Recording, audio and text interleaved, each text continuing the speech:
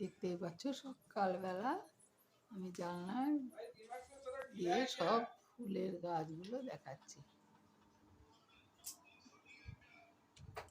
Hello বন্ধুরা, অঞ্জনা চ্যানেলে সবাইকে অনেক অনেক অনেক স্বাগত। আশা করছি তোমরা সবাই ভালো আছো, আমরাও ভালোই আছি। আর আমি এই যে সকালবেলা উঠে মশারি ভাঁজ করছি। মশারি ভাঁজ করাও একটা কম ঝামেলা নয় বড় বন্ধুরা। আর এই যে এদিকে জানলাটাও খুলে দিচ্ছি, জানলা দিয়ে কত আলো আসছে দেখো। আর কি গরম পড়েছে, সাংঘাতিক গরম পড়েছে দুর্গাপুরে, দারুণ গরম। আর এদিকে তো গরমটা মানে দারুণ আগুনের মতো তাপের গরম জানো। আর এই আমি ঘুম থেকে উঠলাম, সবাইকে এক্ষুনি উঠলাম, এখন বাজে প্রায় 7:15 মতো। হ্যাঁ, সবাইকে তাহলে গুড মর্নিং। আর আমার এখন থেকে ভিডিওটা শুরু করছি। আমার সাথে থেকো, সঙ্গে থেকো, পাশে থেকো। আশা করছি ভিডিওটা তোমাদের ভালোই লাগবে। আমি আজকেও তোমাদের সাথে ছোটোবেলারই কিছু কথা শেয়ার করব, ঠিক আছে? কারণ আমার ইচ্ছে আছে ছোটোবেলায় আমরা কি করেছি না করেছি তখন তো। আর এদিকে মার গালছি, মুখ দেওয়া হয়ে গেছে, চা খাওয়া হয়ে গেছে। এবারে যে বরের জন্য ভাত করেছি, তো সকালবেলা বরের জন্য রান্না করি, তাই যে ভাতের মাঠটা না এইভাবে গালছি, যে বেসিংয়ে গালছি জল চালিয়ে, তারপর গালি না। তো এই করে করে একদিন জানো তো ভাত শুদ্ধ একবারে সসপ্যানটা ওই বেসিংয়ের মধ্যে পড়ে গেছে। তাও যদি ভাতটা থাকতো সসপ্যানে, সেটাও থাকে না। আর এদিকে এগুলো ভাজা করব বলে রেডি করে রেখেছি। কি কি ভাজা করছি, কুমড়ো ভাজা, বেগুন ভাজা, আলু ভাজা। তারপরে কী হয়েছে, গোটা সসপ্যানে ভাত পড়েছে সেদিন। আর আমি আর ওই ভাত আর তুলা তো যাবে না, যেহেতু বেসিংয়ে পড়ছে ফেলে দিয়েছিলাম।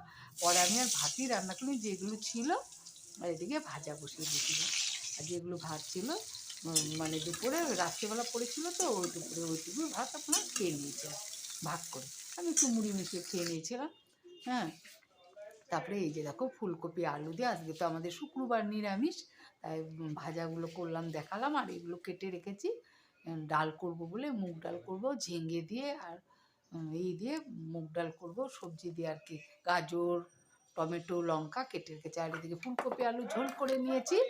আর এদিকে আমি আটা মেখেছি, আটা দিয়ে করবো আর কি, রুটি করবো বলে মেখে রেখেছি। এই যে রুটি করবো বলে যে বেলে নিচ্ছি।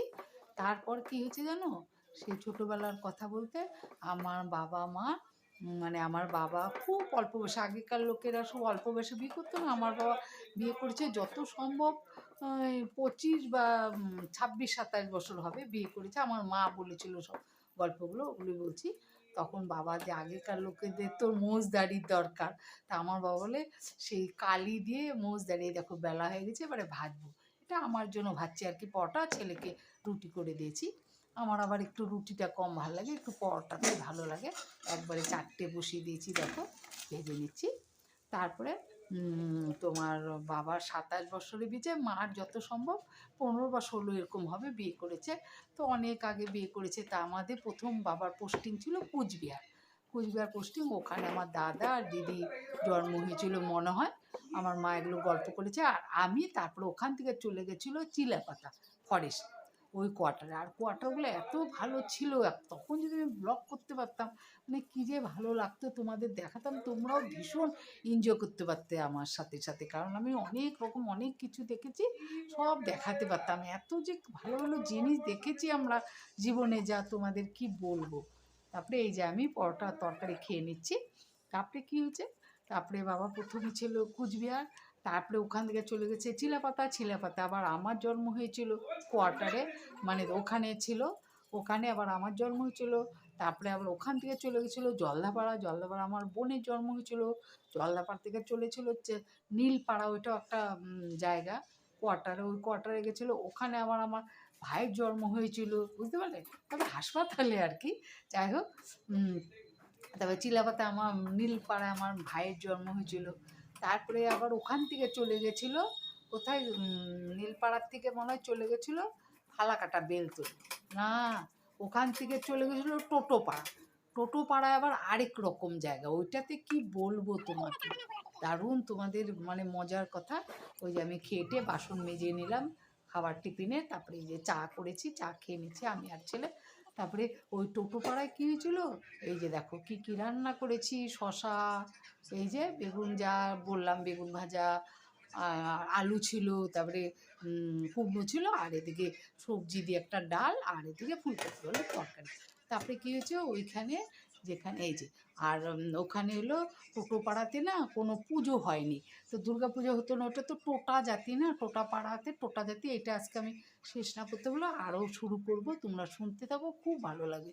টোটা জায়গায় না এত সুন্দর মানে কি বলো তো, খালি সামনেটুক ঢেকে রাখতে হবে গামছা দিয়ে, আর সম্পূর্ণ উলঙ্গ বলা চলে, যাই হোক। হ্যাঁ, সামনেটুক আর নিচের পোর্শনটুক ঢাকা থাকতো, মেয়ে ছেলেদের, আর মানে ছেলেদের নিচে পোর্শন আর মেয়েদের উপর পোর্শন নিচ পর্যন্ত ঢাকা থাকতো, গামছার মতো এরকম থাকতো। আর এসে বলতো কি জানো, তংচা তুয়া ইঞ্জু আঞ্জু এরকম করে বলতো, মানে মাকে বলতো এই যে আমার ছেলের ভাত বেড়ে নিয়েছি খাওয়াবো বলে, তারপরে মাকে বলতো যে ভাবি, বৌদি, ভাউজি, চা খাবো। তারপরে মাও তখন শিখে গেছিলো, মাও বলতো চা পাতা চিনি তংচা তুয়া ইঞ্জু আঞ্জু, তখন বলতো মানে আমরা আবার বলতাম যে মানে কি মা, বলতে কি মানে হচ্ছে মানে নেই, চা পাতাও নাই, চিনিও নেই। এই যে আমার বর এসেছে বড় খাঁচা, আমি না আজকে আর খাইনি গো, আমার পেটটা ভরা ছিল, অনেকটা দেরি হয়ে গেছিলো তো টিফিন খেতে, খাইনি, ঘুমিয়ে পড়েছিলাম। আর এই দেখো ঘুম থেকে উঠে আবার বিছানা মানে জামা কাপড় একটু গুছিয়ে নিচ্ছি, ধুলো পড়ে না, আলনা থেকে জামা কাপড়গুলো আবার নামিয়ে নিয়ে ঝেড়ে ঝুড়ে ভালো করে ভাঁজ করছি, সব জামা কাপড় তো রোজ রোজ পরা হয় না, ওই জন্য ঝেড়ে ঝুড়ে ভাঁজ করছি। তাহলে বন্ধুরা ভিডিওটা আর বড় করছি না, এখানেই রেখে দিচ্ছি। আমি আবার এইসব কথাগুলো অনেক আবার বলবো তোমাদেরকে, তেমন বেশি বড় ভিডিও করিনি, কারণ তোমাদেরও তো ভালো লাগবে না বলো।